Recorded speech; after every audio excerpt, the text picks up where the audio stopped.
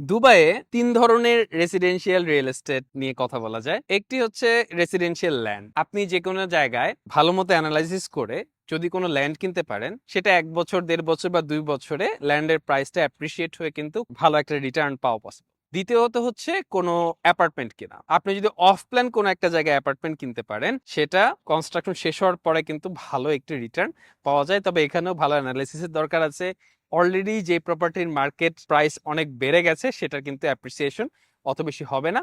তো একটু ভালো মতো বুঝে শুনে প্রপার্টি যদি আপনি কিনতে পারেন, তাহলে ১.৫ বছর ২ বছর পর বেশ ভালো পরিমাণে রিটার্ন পাওয়া পসিবল। থার্ড হচ্ছে ভিলা। ভিলা হচ্ছে স্ট্যান্ডঅ্যালোন হোম, যেটা একটা জমির উপরে, ছোট একটা জমির উপরে একটা বাড়ি থাকে সিঙ্গেল ফ্যামিলির জন্য। এটা হচ্ছে ভিলা। প্রপারলি অ্যানালাইসিস করে আপনি যদি কোনো ভিলা কিনতে পারেন, বিভিন্ন ধরনের ডিস্ট্রেস সেল হয় এবং সুযোগ যখন আসছে, ভিলা যখন কিনতে পারেন, সেখান থেকেও কিন্তু বেশ বড় রকমের রিটার্ন পাওয়া সম্ভব।